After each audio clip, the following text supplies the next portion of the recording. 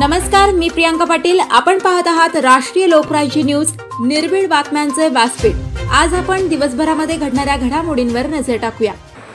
धनगर समाजाची मागणी अनुसूचित जमातीच्या यादीत दुरुस्ती करावी, शासनाने तात्काळ GR काढावा, अन्यथा तीव्र आंदोलनाचा इशारा।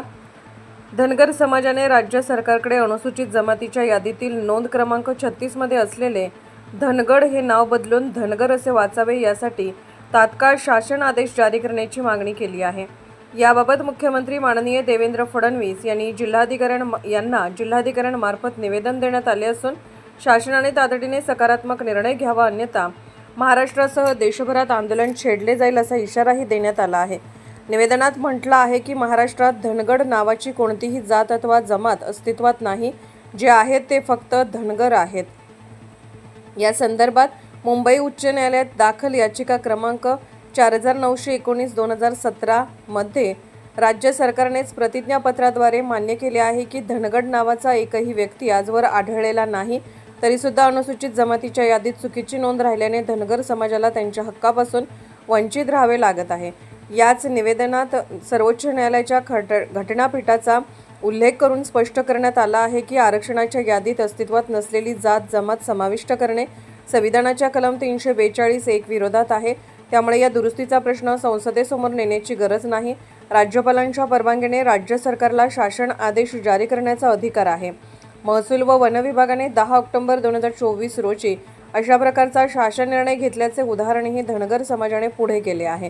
धनगर समाजाने स्पष्ट केले आहे की शासनाने शासन आदेश न काढता आंदोलन दडपण्यासाठी जबरदस्तीचा मार्ग अवलंबल्यास महाराष्ट्रापुरते नव्हे तर महाराष्ट्राबाहेरही व्यापक आंदोलन छेडले जाईल।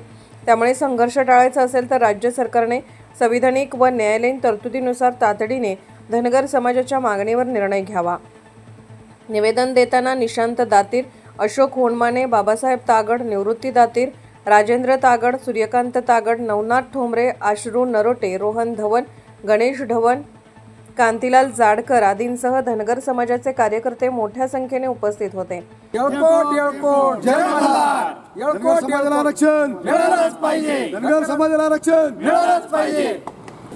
संपूर्ण धनगर समाजाच्या वतीनं अहिल्यानगर जिल्ह्याच्या वतीनं जालन्याला जे उपोषण चालू आहे, धनगर समाजाला ST मध्ये घ्यावं म्हणून आणि त्याची अंमलबजावणी व्हावी या हिशोबाने ती उपोषण चालू आहे। त्याला पाठिंबा म्हणून अहिल्यानगर जिल्ह्यातून आम्ही सर्वजण एकत्रित येऊन त्या आंदोलकांच्या पाठीशी उभे आहोत। समाजाची आजपर्यंत असलेली मागणी ही ऐरणीवर आलेली आहे आणि त्या दृष्टिकोनातून जालना येथे सकल धनगर समाजाच्या वतीने जे उपोषण चालू आहे आणि आंदोलन चालू आहे, त्या प्रित्यर्थ आज सर्व जिल्ह्यामध्ये राज्याच्या कलेक्टर साहेबांना निवेदन देण्याचा कार्यक्रम त्या ठिकाणाहून जाहीर करण्यात आलेला आहे। त्या दृष्टिकोनातून आज अहिल्यानगर जिल्ह्यातील सकल धनगर समाजाच्या वतीने माननीय जिल्हाधिकारी साहेब यांना मागण्याचं निवेदन दिलेलं आहे। मागण्यामध्ये ST आरक्षण त्वरित अंमलबजावणी करावी या दृष्टिकोनातून शासनाने तातडीने पावलं उचलावे, अशा पद्धतीचे आंदोलन महाराष्ट्र राज्यामध्ये सकल धनगर समाजाच्या वतीने छेडण्यात आलेले आहे। शासनाने त्वरित दखल घ्यावी व धनगर समाजावर स्वातंत्र्यपूर्व काळापासून झालेला अन्याय दूर करावा, अशा पद्धतीची सकल धनगर समाजाच्या वतीने तीव्र अशी मागणी या शासनाकडे करण्यात येत आहे। अंमलबजावणी व्हावी। जय राष्ट्रीय लोकराज्य न्यूज नेटवर्क, अहिल्यानगर। ताज्या बातम्यांसाठी आणि अपडेट्ससाठी राष्ट्रीय लोकराज्य न्यूज चॅनलला सबस्क्राईब करा, तसेच लाईक आणि शेअरही करा।